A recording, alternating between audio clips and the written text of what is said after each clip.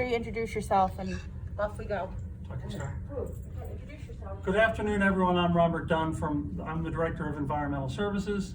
A couple things I wanted to address today with everyone regarding housekeeping. Michelle did post out a memo last week asking people to cancel their housekeeping services, and some people have reached out, and I appreciate that. Oh, wait, you need the mic. Oh, do you need the microphone?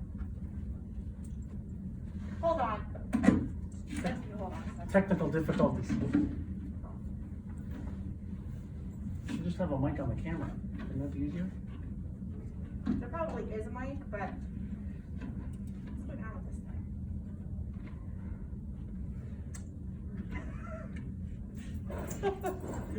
thing. It's soaking wet. That's good that you're on camera. They see all the difficulties that you're having. Soaking wet. Ronnie, did you get a good picture? Yeah, I got a decent picture. Send it to us. Send it to us, would you? Okay. This thing's on. Yes. No, I don't think it's on yet. I want to fry myself with all the liquid bleach that's on it. Hello? Hello? Okay. All right, we're back again. There we go. Good afternoon, everyone. I'm Robert Dunn, Director of Environmental Services. A couple things I wanted to reach out today about you guys, to you guys. Michelle sent a memo out about housekeeping services and calling and canceling them just to reduce everyone's chance of exposure. Tom, can you go up there? So some of you have reached out to me and called me, but not as many people as I would like. So we can focus on the common areas and clean these common areas as frequently as possible, whether it's the elevator buttons or just doorknobs and all that kind of stuff. So continue to reach out to me, please, to cancel those housekeeping services, or we can reduce it to once a month as opposed to 2 times a month to help us focus on these areas would be greatly helpful for us and our staff. And as you guys, eat more in your apartments at this time of year, pest control issues will start cropping up, and they already have already. So please call us as soon as possible at the concierge if you have any pest control issues in your apartment. Ants, wasps, it's that time of season. So, and as you guys eat more frequently in your apartments, there will be more food, more pests, coming into your apartment. So please report them as soon as possible to the concierge desk so we can address them with Craig Thomas so they can come in and address it. Also, the launderable masks that we provide to you at the front desk, the concierge, they need to be returned daily because we do wash them daily here. We wash them at a warm to hot temperature, which the CDC recommends us doing, and drying them at a high enough temperature so it kills any viruses that are in the material. And they should be washed daily. You should not use that for 3 or 4 days on the cloth ones. They need to be washed every day. So please, if you take one, bring it back, we'll wash it and grab a new one. So we restock that every single day and we wash them every day. So it's important that that's happening. We're giving out more than we're getting back, so please make sure you return them after they're being used. Another thing I wanted to announce, April Meisner also is now our administrative assistant in our department. She's a former housekeeper, so she took Michelle's spot.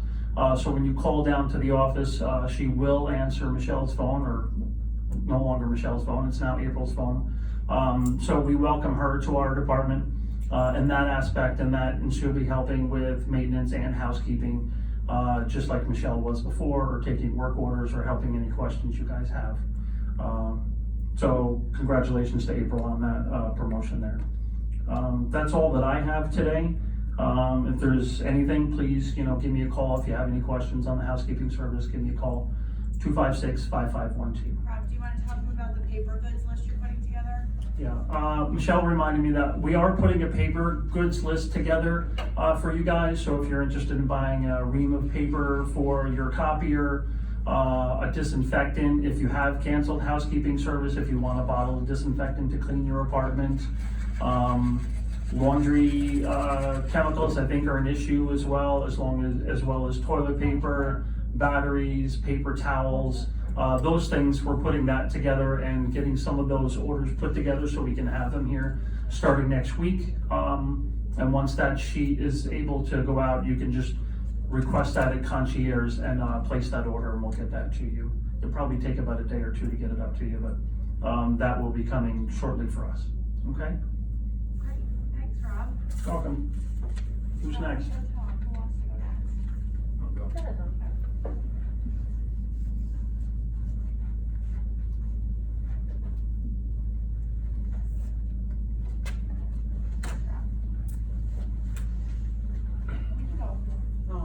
Hello, I'm Tom Tango. The only thing I really want to speak about today is the smoking. Woodland Pond is a no smoking campus, and as of late, maybe due to the fact that everybody's shut in, we're getting a lot of cigarette butts outside. We're getting a lot of reports of smoking, and there's some places that as we walk through the hallways that you can easily smell that people were smoking. Some of this is from residents, some of it is from visitors, some of it's from contractors that we've also been after. So I just want to ask everybody to, to try to not smoke on the campus and leave the campus if you need to smoke. One of the bigger reasons is fire safety. A lot of the smoking, the cigarette butts, can cause fires, and they do. Last year we had one where the fire department came from a mulch fire.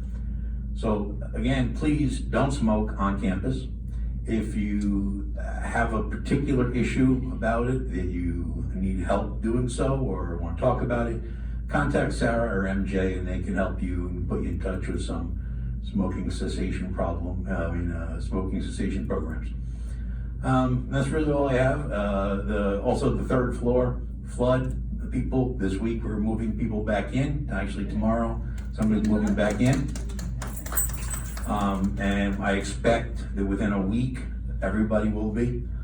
I appreciate all the patience and cooperation. It took a lot longer than we initially thought, much due to the coronavirus issue. The contractors, every given day, they didn't know how many people were coming to work. It took a long time to get some supplies. But we're at the end of the tunnel, and within a week or so, that should all be squared away. So thank you for the patience in that as well. All right, thank you. You want to mention the ovens and don't use the self-cleaning? Oh yes, also on the ovens, also due to the fact that everybody's been cooking more at home, and I guess things have gotten dirty, the self-cleaning ovens, if you feel that your oven needs cleaned, rather than use the self-cleaning feature, give Carrie or Rob, somebody at EVS, a call, because the self-cleaning ovens can, and like earlier today, emanated an odor and filled the whole floor full of smell, and we thought something was wrong. So refrain from using the self-cleaning feature, and if you need your oven cleaned, give us a call. All right, we'll come take a look at it. All right, thank you.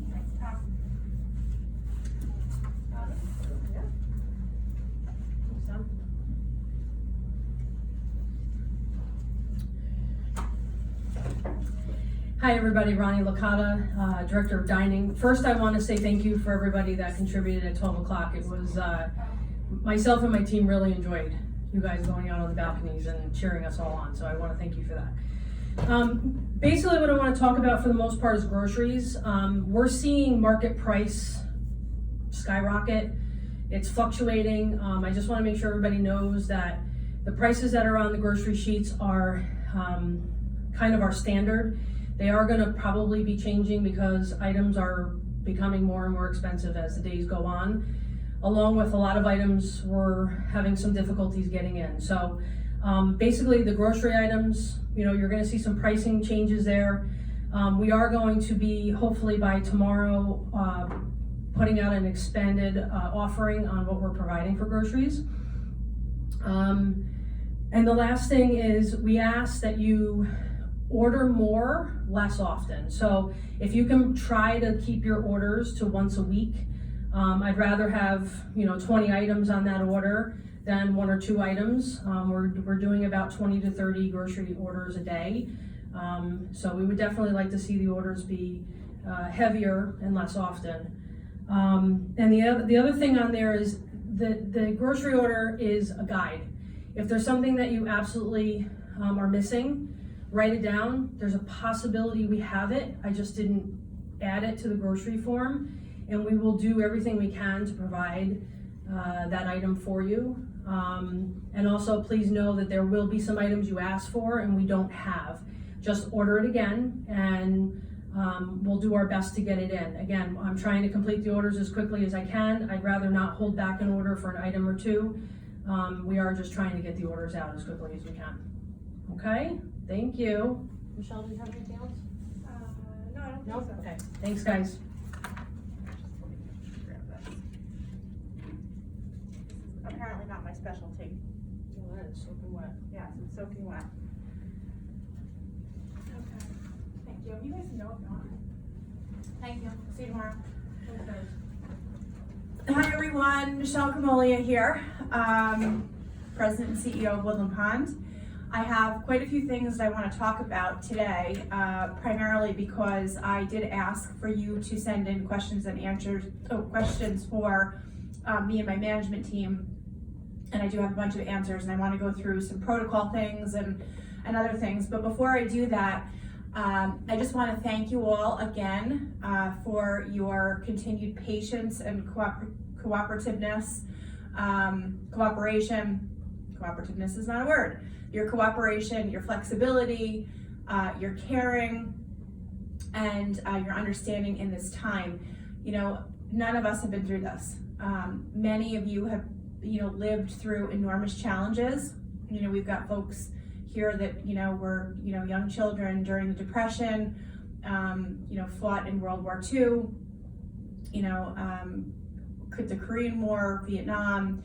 You've just seen so many challenges, and, more so than I have ever experienced in my life. But I think even for those of you that have dealt with so many of these stressors and losses, this is something that is somewhat unprecedented. We are trying every day to do everything we can to make your lives here as comfortable and as content as can be in a very challenging time. So I will leverage off of something that Ronnie said, which is that if there is anything that we can do for you, even if it is not on an existing piece of paper somewhere, you haven't seen it in a memo, or you haven't seen it in one of my emails, please just ask us. We will do everything that we can to try to make life as comfortable as possible right now. But I again want to say thank you for all that you're doing to make this as, tolerable as possible. So this is going to be kind of in no particular order, but I want to go through a number of things. And first and foremost, late breaking news. We've gotten some reports that the phone system right now is not working. The phone system itself at Woodland Pond is working. Jason was able to confirm that the issue actually is with Verizon. So if there are Verizon cellular phone users that are attempting to call into the building, they are not able to. They're getting a rapid busy signal. So this is not a Woodland Pond issue, but if you have a loved one that might be trying to reach you and is calling from a Verizon cell phone number, that might not be working right now. Okay, the next thing I want to talk about is a number of you have very graciously said that you do not want to receive paper memos, and we appreciate that greatly. Some of you may remember we used to have a system in the mailroom where if you weren't to get a memo, let's say the apartment was vacant, there was a little red sticker on your mail cubby. We can't do that with your doors.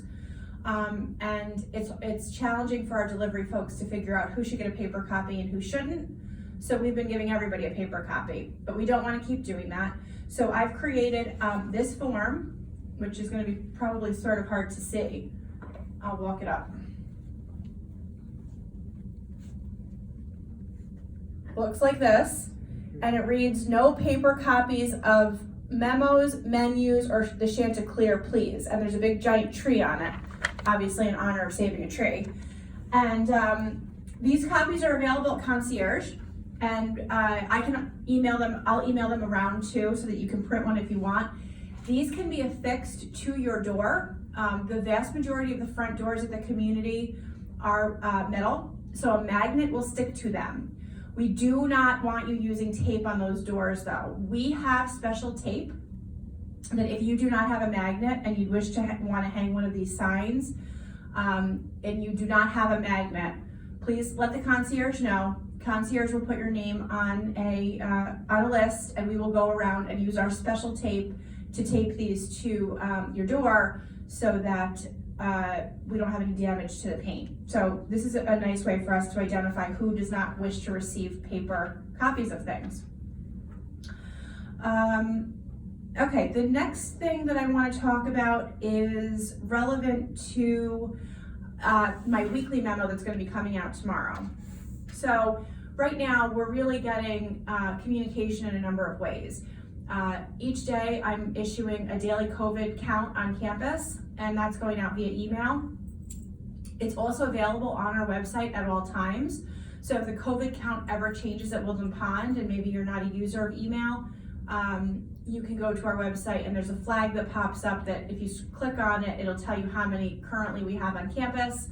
Currently the number today is no residents. We continue with that in any part of the community, and we still have the one staff member that had tested positive from assisted living. Her doctor did clear her to come back to work. She has not worked a shift yet, but those numbers are holding steady. If you've not seen my COVID count email today, I will just inform you that we did have a resident yesterday that collapsed in the library and was attended to by EMS. The resident was transported to Vassar Hospital and immediately tested for COVID and tested negative. However, the resident remains hospitalized and is being monitored for continuing symptoms. But I did just want to let you know that had happened. And you know, what that really made me think about was, I think it's time to communicate to the residents that, you know, if we do end up having a positive case of COVID in independent living, and I do expect that it will happen. I think we've had a very lucky run of it. We're certainly, you know, beating the odds in terms of downstate or closer to New York Metro numbers. I'm sure you've seen, you know, the news articles that a lot of long-term care facilities and nursing homes are really just seeing really significant outbreaks. We've been extremely fortunate at Woodland Pond with no residents being symptomatic or under suspicion or confirmed since this outbreak or since this whole thing started. But you know, we do have 300 staff coming and going at all times. You know, even myself, I haven't left my house other than to come to work or the gas station since March 2nd. It's possible that my husband, who's a police lieutenant, is bringing something into my house. I'm masking up, I'm keeping my distance, but you know, it's a porous community. So we want to be prepared for the eventuality that there will be a positive resident in independent living. And I wanted to talk to you a little bit today, and then I'm going to enumerate this more in my weekly memo this week. But there are steps that are going to happen in the event of a positive resident in the health center and distinctly in independent living. And I wanted to talk to you about what some of those possibilities are. First, I'll talk about the health center. So in the event that a resident in the health center tests positive, or we are one of the facilities that the state requires to take positive residents from the hospital, which is one of the measures that the state has already informed us may happen. Woodland Pond is prepared to care for a COVID positive resident in the following manner. So the first week of March, we contracted with a firm to provide us the equipment to be able to convert any of our rooms in the health center into what's called a negative pressure room. So each of the units in the health center are on distinct heating and air conditioning units, okay? There's no ducted or piped air from common areas. So each one is sort of its own, you know, micro environment. And so what that allows us to do with this equipment is to provide, you know, the negative pressure, which basically pulls, you know, the air is pulled from outside and it's circulated through the outside with special equipment. That's really one of the tickets in eliminating potential transmission to other residents, you know, once that door opens and closes for someone to come in and provide care. In terms of the actual care itself, I think that you all know at this point that we stopped commingling staff and residents in the health center the week of March 2nd. So that means that, staff members that maybe used to work a shift on skilled and then a shift on assisted living or a shift on memory care, we're not doing that, and we haven't been doing that for more than 6 weeks now. The staff are dedicated to their unit and they're only being assigned to that unit. We have stopped utilizing per diem staff, meaning staff that comes and goes to different facilities. Any per diem staff member that works at another facility is no longer being utilized on our schedule at this time. Those are not people that have a part-time or a full-time job. They're really like a substitute. So they're not, they don't have a normal paycheck from Woodland Pond, but we would certainly use them as a substitute. So now we're only using per diem staff if they are only per diem at Woodland Pond and not working at any other facility.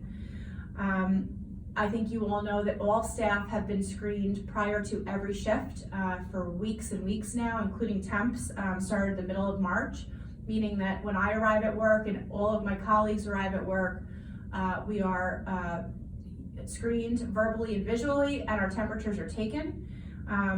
Anyone that does not pass that screening or reports any type of symptom of illness at all is immediately sent into a waiting area to have their symptoms assessed by our director of nursing or one of our infection control team members, and it is only those people that can say whether or not a person can proceed to their shift or not.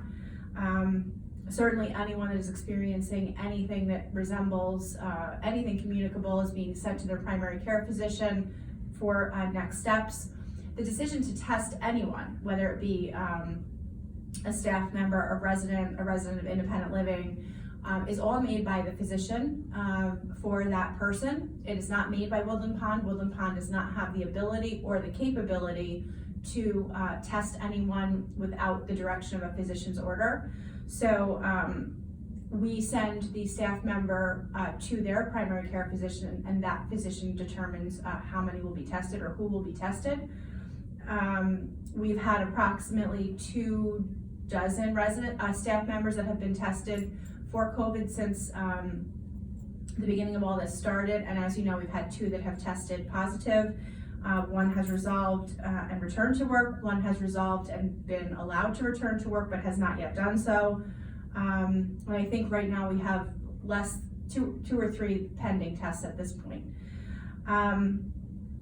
For a resident that tests positive in the health center, just getting back to that, their care team will be a dedicated one, meaning that the nurses and the nursing assistants that are assigned to care for that resident will be only working with that resident. They will be using portable medication carts and treatment carts. They will be utilizing their own dedicated computer for that time period, and that will persist for as long as the period of time that the CDC recommends for individual care.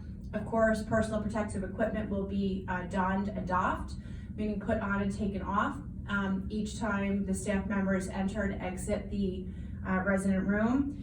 And of course, the resident will be isolated.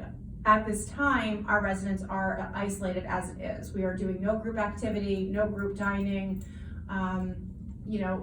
Obviously folks that may have cognitive impairment and are ambulatory certainly can, ambulate around, and that's probably more likely the scenario in a Garden View unit. But we are, as you know, we are screening residents every 8 hours for symptoms.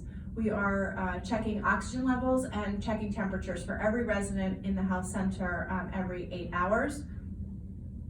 So with the personal protective equipment, the isolation of the resident, the dedicated equipment, the dedicated staff members, and the negative pressure room, we're really well equipped to be providing care to a resident should they become tested positive in any part of the health center. In independent living, it's a different scenario. If someone tests positive and they do not require medical attention or medical care, they will return to their independent living apartment and be quarantined, fully quarantined for a period of 14 days. The more likely scenario, I believe, is that if someone was to test positive, it would be because they had a health incident that sent them to the hospital and that they were deconditioned and probably need skilled nursing rehabilitation. So I believe that in most cases, a resident that tests positive for COVID is probably going to go to the hospital, be treated in the hospital, and then have a stint in the skilled nursing unit. And we just described how that care would be provided. But if someone was truly not in need of a skilled nursing stay but tested positive for COVID, they would be completely quarantined in their apartment for 14 days. And depending on the habits of that person, there are a number of scenarios that might happen at Woodland Pond in independent living. If the resident is someone that is out and about, maybe one of the delivery deputies or somebody that, comes and goes regularly, one of the things that we may decide to do, likely would decide to do, would be to place every resident of independent living onto a 7-day quarantine, full quarantine, meaning all deliveries would be done by Woodland Pond. Residents would be asked to stay in their homes, and the only place that they would be permitted to go would be outside for isolated activity. There would be no visits to the concierge desk. The pub would close. Obviously the library would close, the gym would close, all of the community things would close. And we have to assume in a community like this, although we are wearing masks and social distancing and so forth, that if we have a confirmed case or a suspected case, we all should be assuming that we might have been exposed. Unless you personally have spent the last month in your apartment or your cottage, you potentially could have had exposure. And we have to be able to demonstrate that we are aggressively trying to stop any transmission. So one of the likely steps would be to put the community on a 1 or 2 week period of quarantine, and that could extend depending on if other additional residents become symptomatic. Any decisions like that would be done in conjunction with the local and state health departments and our infection control team, but that is one of the measures that likely could happen. Additionally, all residents would be asked to monitor your own symptoms, because that's how you would know if you potentially were symptomatic of COVID. And what that would include would be, you would check yourself at least twice a day for a fever in excess of 100 degrees Fahrenheit. You would identify whether or not you were feeling short of breath, and we would describe that to you as being that you feel like you can't get enough air to fill your lungs, a dry cough, and of course we would ask that if you have any symptoms like that or anything else that might be concerning you, that you communicate that to Mary Jo, our nurse, or to the concierge, and we will intervene there. Now, a number of residents have indicated that they do not have a thermometer, and I can tell you right now that you will not be able to buy one. Dedrick's does not have any. Amazon does not have any for months. Even our suppliers, they're very hard to come by, and they're costing a fortune. There's a bidding war on them.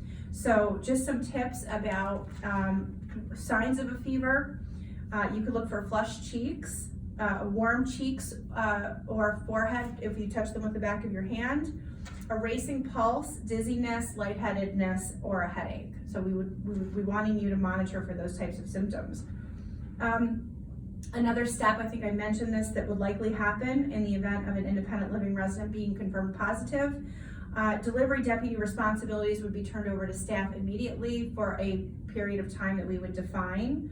Of course, we're so appreciative of everything that all of you have done, and I know that it's a nice way to stay connected with the community, but it would be a step that we would consider taking if someone was to become positive.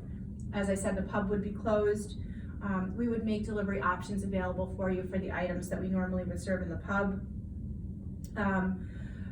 All visits at the community, including the safe distancing family visits that are happening from time to time at the front desk or at the front porte-cochere, they would have to be postponed for at least 7 days, most likely. Now, none of these are a definite, but these are the variety of things that, these are the tools that we would employ to try and reduce transmission. We would want to limit those, and of course, there might be some programming changes on 1340. And all of those things would be things that we would, think about at the time. Now, Woodland Pond can provide everything for you that you need. We can provide food, we can get you access to medications, Rob is making access to paper goods like toilet paper and those kinds of things now. So we're well suited to be able to provide for you in a period of a quarantine. We may not be able to provide every brand or type of granola bar that you like, but if someone does test positive here and it's somebody that's had a broad potential exposure to the community, we are going to do everything that we can to keep the remainder of this community virus-free. I'm knocking on wood and praying that that day does not come, but I want you to know that if it does come, we are prepared to introduce additional protections for all of you. And this is in no way meant to be punitive.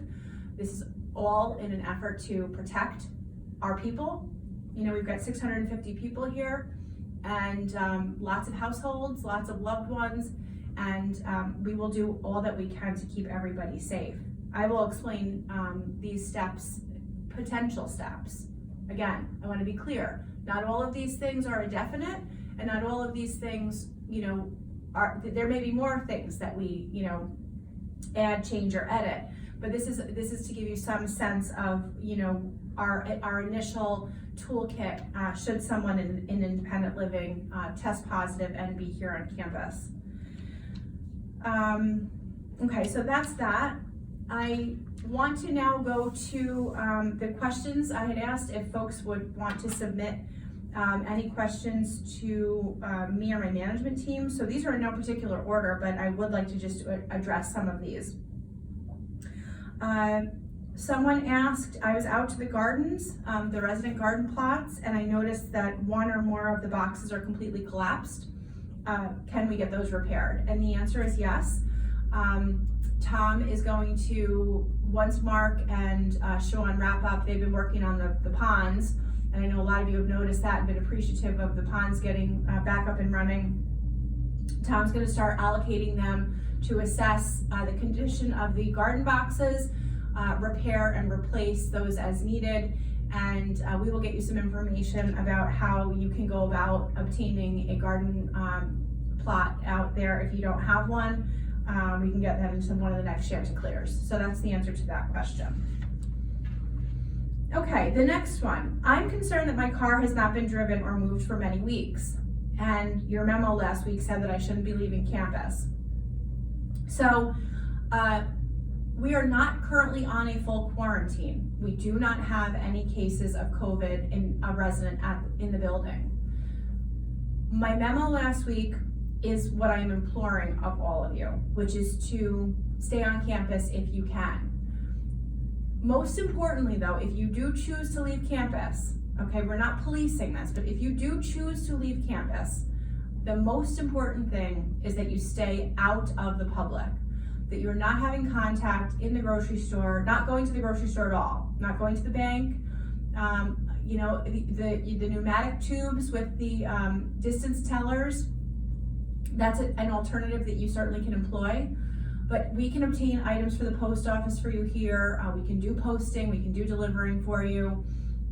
Certainly we can do your groceries. I think you all know that you can also get liquor delivered.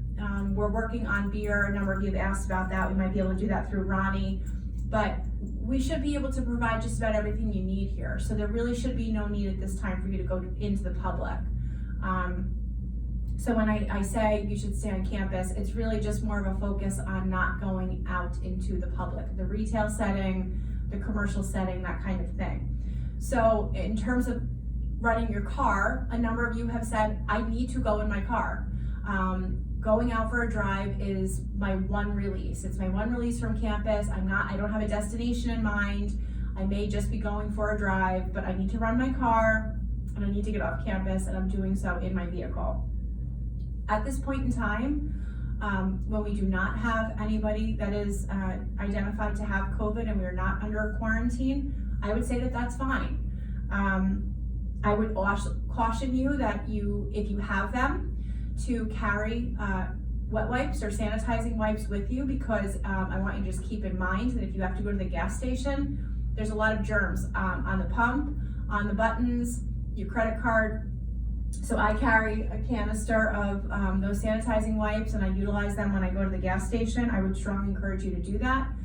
Others have said that you're leaving campus because you're going to, you might have a second small property somewhere, or an isolated place that you're going to exercise. Of course, we want to encourage exercise, and you may need to do that off campus, but the plea is that you avoid the public at this time, because the public is where this virus is.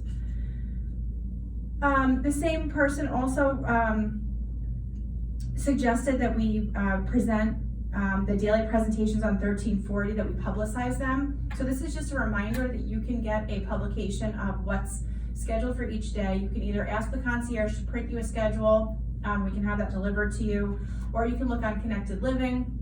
These are posted daily as a bulletin, so you can see those on Connected Living, and or you can get a printed copy from the desk. You can just ask for that. Okay, the next one is, I cannot get channel 1340 via the computer, although I can get some channels via the computer.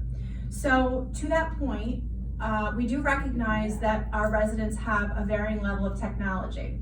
So a lot of the standing or, not video things, so images, you can get on Connected Living on your computer, but the live streaming content you cannot, and we recognize that. So this week, we added a capability, and we haven't advertised it yet. I'm gonna be putting it in my memo tomorrow because we're still working out some kinks.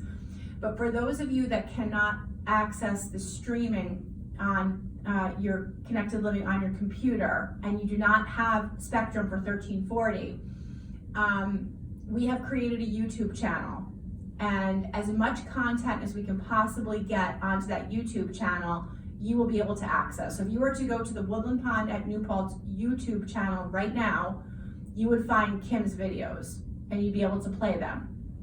And the video of this meeting will be posted to the YouTube channel for Woodland Pond, and we will be providing instructions on this, and we'll be figuring out, on each of the individual vignettes each day, how we will get those posted. But we are trying to make the content available to those that don't have a television set but do have a computer. So we're going to do that through YouTube. So that's exciting. The next question is what is the time frame for the third floor central apartments to reopen? And Tom just addressed that. We are each day discussing with the residents that we think we're going to be able to move back. And I know that he said that he hopes it'll be within the week that everyone gets back. I prefer to say a couple of weeks, but he's closer to the details than I am. So that should be happening quickly.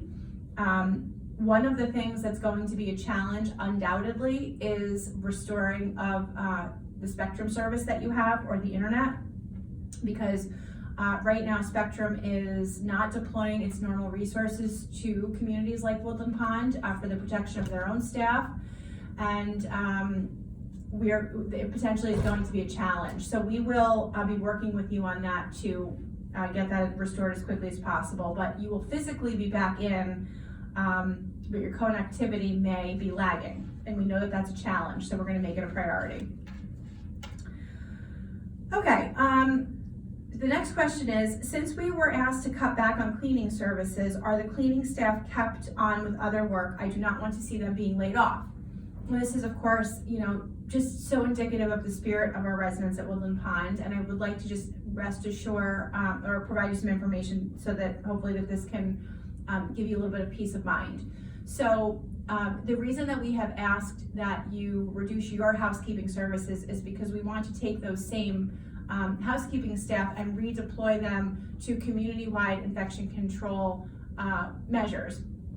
So the staff will still be working their normal schedules, but rather than working in your apartment, we might have them allocated to the health center working on infection control, or we might have them allocated to the community building, or whatever the case may be. So they certainly will receive their paycheck. We have had no layoffs as a result of COVID-19. We have been able to reduce reliance on per diem staff, but again, they are substitutes anyway. So any staff member that is a full-time or part-time status has been able to either work the hours that they normally do. They have been offered the option to take time off with accrued paid time off that they have in their bank. Or we do have a few staff members that have become a little bit uncomfortable with being here in this environment and have been granted a temporary leave of absence from their position, and their positions are protected. So once they feel comfortable coming back, they will come back. So all of the staff are protected in whichever way they have chosen to pursue this, whether it be working, whether it be taking paid time off, or whether it be taking a leave of absence. Our staff is essential, and although we're not doing things business as usual, we still need a lot of staff every day doing things. So our staff are in good shape. Okay, the next one is we usually go to Walk Hill View Farms to get some seedlings or small flowers to plant in our beds. Will we be able to order these items online or in a similar way? So Walk Hill View Farms had given us an order form for Easter flowers and some other things, and I have asked Sarah to reach out to them to find out if they would put together an order form for things that people usually like to plant in the spring. And once we have that information, we will let you know. I do know incidentally from some other residents that they were able to call Walk Hill View, place an order, arrange for curbside pickup, pop their trunk, have the stuff put in the trunk, and drive away. So until Woodland Pond can get it situated, you certainly can contact them and find out if that's doable. And again, that's an activity now that, since we are not under quarantine, if you wanted to drive to Walk Hill View Farms, not have any contact with anyone, pop your trunk and have them put an order in your trunk, that would probably be okay. Okay, the next one is, I would like the management team members to share with us how we're managing to balance the extraordinary demands with Woodland Pond with the extraordinary demands of your home lives, and how is it going for you? So I'm sorry, I intended to do this while my team was still here, but I can answer to this a little bit.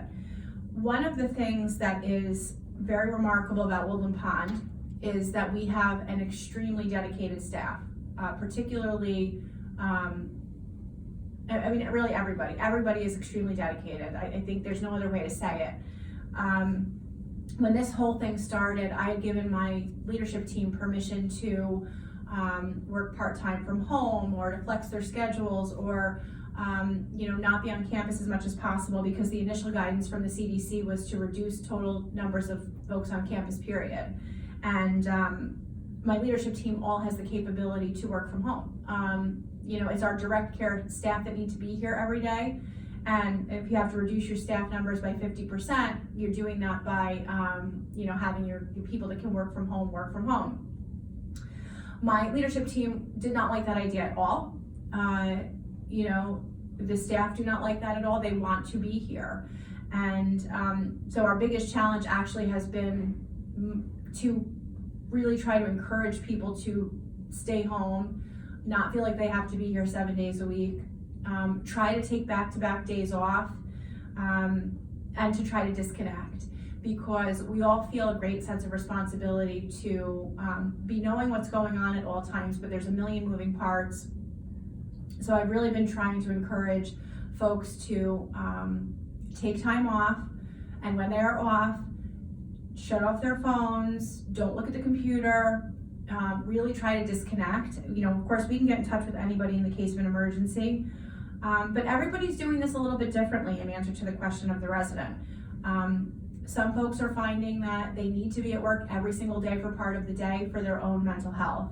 Others are finding that it works better if they work a couple of full days, a couple of half days.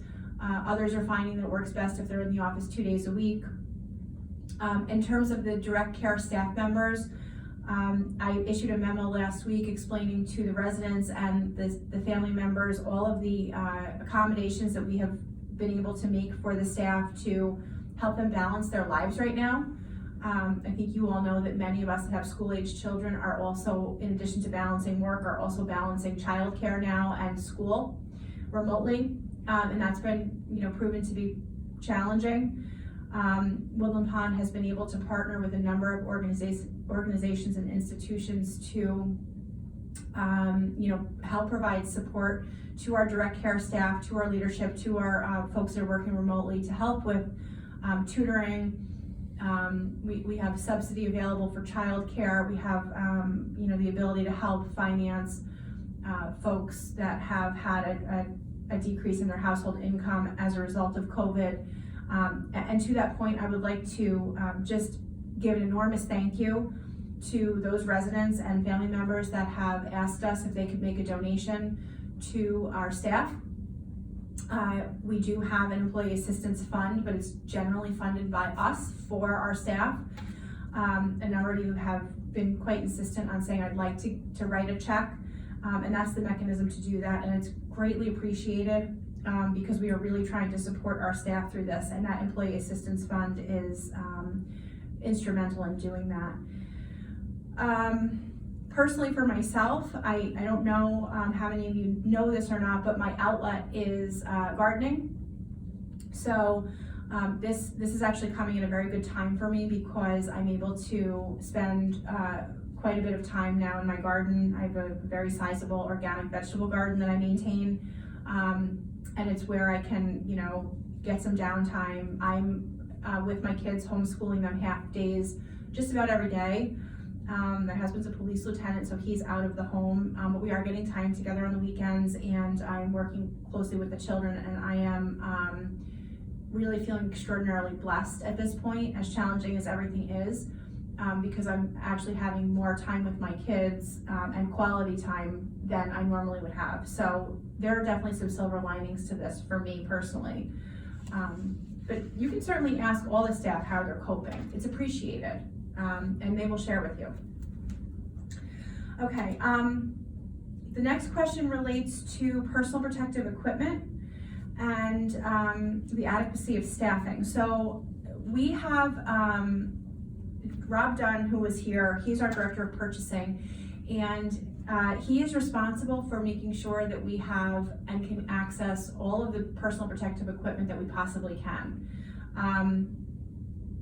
Early on in this process, we developed what's called a respiratory protection program, and it's a 6-page document that outlines very specifically how personal protective equipment is to be allocated to our staff under a variety of different scenarios.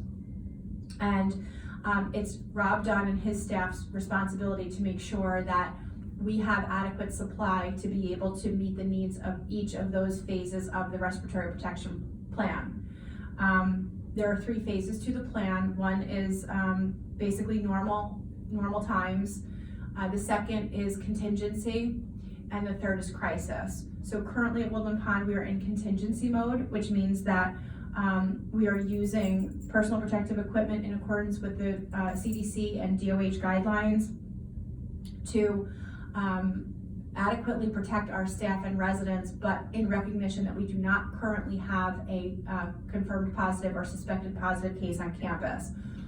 The respiratory protection program tells us that once that happens, our protocols will change, and Rob is prepared for that. We have been inventorying our PPE, personal protective equipment, every day and reporting those counts to the state. We have the personal protective equipment that we have here on campus. The first week of March was moved from our central supply location to a locked, video monitored, and badge secured room in the basement with only a very small number of people have all 3 accesses to, so a key, a badge, and a video. A video, of course, everybody's on video, but very few people can access that. And we have surgical masks, we have face shields, we have disposable and reusable gowns, gloves, N95 masks, and I'm sure some things that I'm not thinking of. Of course, all of the normal sanitizing things. So these are all of the things that are inventoried daily.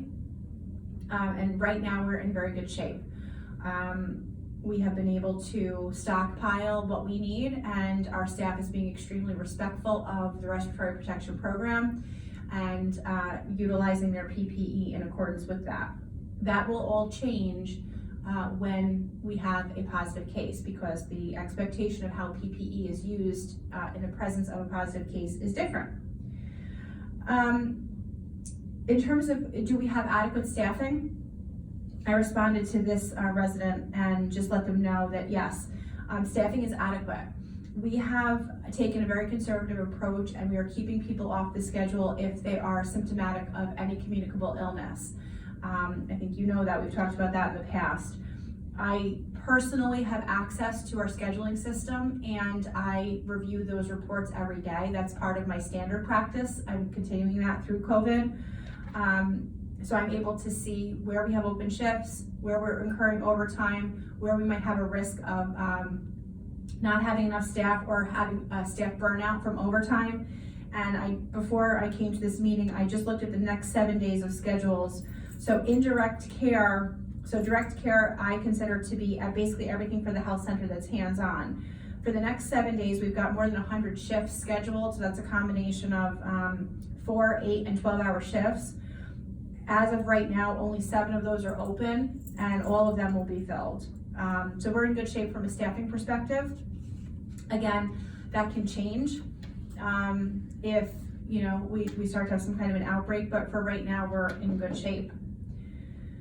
Okay, let's see. The next question is related to toilet paper and the ability or inability of folks to now be able to get toilet paper, including Dedrick's and some other retailers. And this has to do with supply chain. So you are very fortunate to be living in a place that we, have a different supply chain than you would if you were living in your home. So you just heard Rob say that he is creating a list of items that you can purchase from Woodland Pond. We are selling all of the groceries and all of the toiletries, those household items, etc., to you as close to cost as possible. So each of the items will be sold to you at cost or with a markup of 15% or less. It will completely depend on how labor intensive the item is. So with grocery picking, there's a little bit more labor involved because Ronnie's got all of the supplies and she's got staff picking, pulling, and delivering to you. With Rob's supplies, it might be a 10% markup because he has less staff need. So you're going to benefit from our cost of scale, and we will also be able to get those items to you. So Rob is working on that now. We currently have toilet paper available for sale. Rob is just working on the pricing, and we will continue to be able to do that for you. Okay, this question was about what happens when someone in a different level of care tests positive. Will life here change and in what way? And I think I've spent a good amount of time explaining what you could potentially expect if that happens. Sorry, I don't know what that is. The next question is about pesticides on the lawns. And this is a relatively newer resident that has asked if the groundskeepers use pesticides on the lawns, and the answer to that is yes. Obviously, this is an issue that comes up for discussion, pretty loudly each year. And I anticipate that the new Sustainability Committee is going to have a bit to say about this year. But the current protocol is that a few times a year we do put down a pesticide. The SDS sheets are available upon request. We mark the locations, we give you advance notice. They don't go down everywhere, but it's primarily on the lawns. They do not go on the beds or the garden plots. So, I anticipate that we'll have our usual dialogue about this, maybe have it be kicked up a notch because we have a sustainability committee now. So we can all look forward to that coming. Lots of differences of opinions on this. The next one is, I wonder why our mail is being delivered to our apartments. And I'm actually going to read you the response that I provided to the resident because this one's a little bit more in depth. I responded to the resident and said that this was a combined decision by Woodland Pond and the postmaster. The postmaster is placing a greater emphasis on individual delivery wherever it's possible. in all of their apartment or communal settings, they're really moving to individual delivery as much as they possibly can, so as to avoid even the possibility of congregation.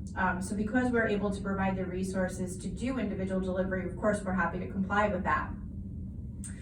From our end, our goal in eliminating the postal service is because we are trying to eliminate or alleviate any scenario where residents feel the need to police each other's behavior. You saw my memo a few weeks ago where I said that a very wise and experienced resident had come to me and said that one of the things that is going to potentially really cause strife within the community is if we are confronting each other or chastising each other or arguing with each other. And this is a place in the mailroom where it's undeniable that residents were asked to, do one at a time.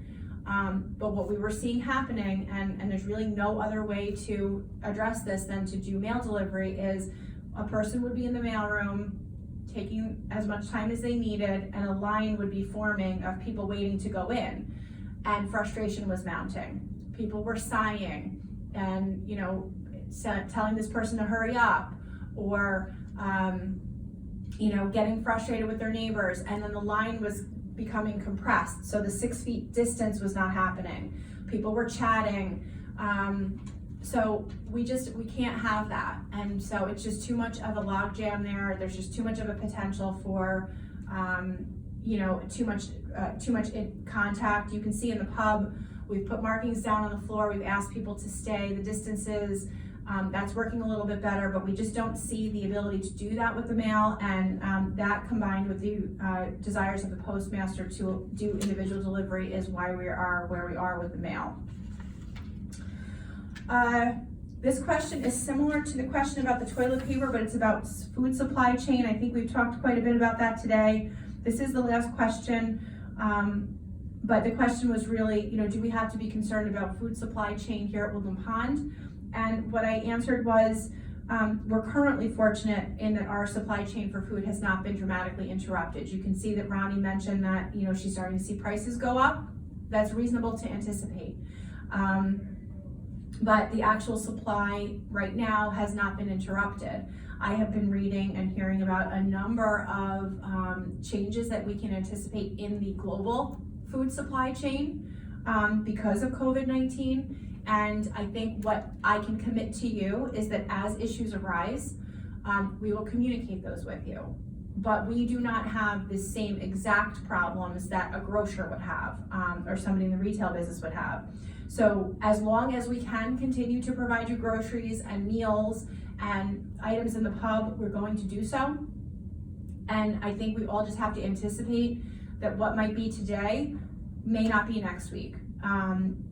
Ronnie's point is an excellent one, which is just if you think that there's something else that you would like of us, that you ask us, and we'll do our best to address that. And it looks like that's the last of the questions that were asked of me. So I think we'll wrap up the meeting, and the next thing that you can expect from me is a memo, a weekly update memo this week. And again, I will address sort of what things you could reasonably expect to happen if we do have a positive case of a resident in independent living, and then some other general updates. But I thank you all, and I hope that you're staying well and content. Bravo, bravo. Thank you. Was quite the meeting today. Did anybody have any follow-up questions to what I just